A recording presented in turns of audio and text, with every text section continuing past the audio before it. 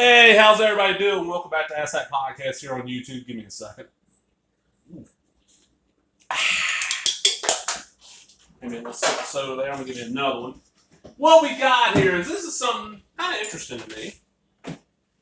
And DVD, Once Upon a Time in Deadwood. Got Michael Perry, and look, that looks a lot like, look at that.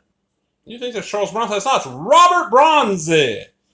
What this is there's this guy from somewhere in Eastern Europe. I never can remember where. He was a stuntman.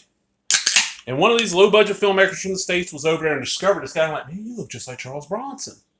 So he's come over to the States and started starting these really low-budget films that are, people think that Charles Bronson. And I'd heard about these films, seen some of the trailers, like, okay, I wouldn't mind seeing one, but I never see them stream. Never could remember the names of the films. Never see them streaming anywhere. And then one day, this was over a year ago probably, I'm in my local Dollar General, picking up like drinks and sinus meds and little small shit, and I was in the back where they got all the DVDs, I'm going through them, and I found this, and it was like $3. I had to get it. A Rene Perez film. Sooner or later, we'll all get what's coming. Let's see what the back has to say here.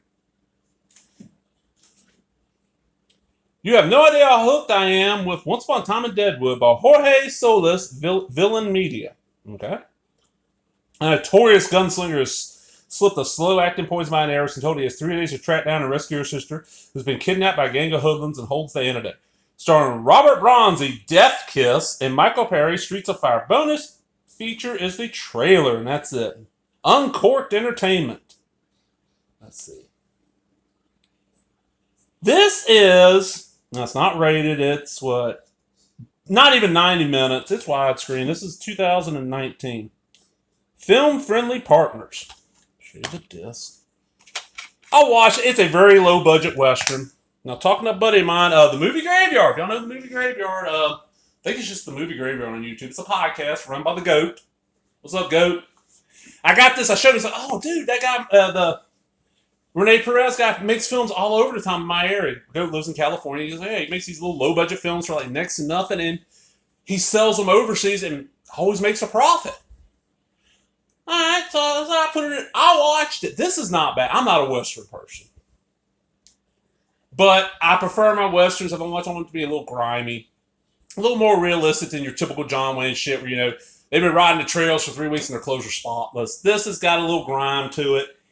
The Robert Bronski guy, I don't know if he speaks English, because there's some scenes in here where his lips are not matching with the words coming out of his mouth, and sometimes they are. But I enjoyed the hell out of it. It was not bad. It was one of those where I paid $3. I watched it twice now. It wasn't bad. It wasn't great. And it's also one of those where I'm just like, I want to say this probably came out around the same time as like the title's kind of inspired by Once Upon a Time in Hollywood. Or Once Upon a Time in the West. It was shit like that. And I mean, just look at that. If you didn't know better, you'd be like, that's Charles Bronson. No, it can't be, because this came out in 2019. Bronson's been dead for a long ass time. And I grew up on Charles Bronson movies. My father's a huge Charles Bronson fan. I remember as a kid seeing the first 3 Death Wishes fairly often, like on TV. And then when we got, the video stores open up in town, we could rent stuff, we'd rent them. With Kinjite-ridden subjects and the Assassination Game. Then the Mechanic, all those. Every time we go to video store, Dad ended up renting a Bronson movie. And for a while there, I just got burnt out. I've seen too much Bronson. Now I was like, I know what I mean. Bronson was not bad. Death Wish 1 is pretty cool. Death Wish 3 is amazing. That's probably my favorite. That and Kinjite Forbidden Subject, because Kinjite's the one where, very beginning of it, Bronson, but he's a cop. He busts this guy that's like getting an underage hooker, and he pulls out this big gigantic dildo, like beating the shit out of the guy with it. That's what they need to do. They need to get old Robert Bronson and do like a Kinjite Forbidden Subjects Part 2.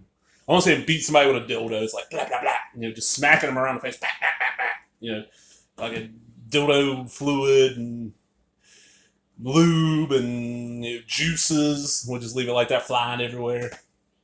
Just great stuff and fun little movie. Definitely working for the $3. Okay, I got my money out of it. Michael Perry, I know the name. But I couldn't tell you what, besides Streets on Fire, I couldn't tell you what else I know him from. Well, I hope y'all enjoyed that. Remember, if you did, give me that thumbs up, leave a comment, subscribe, all the other bullshit. Talk to everybody later. Bye-bye.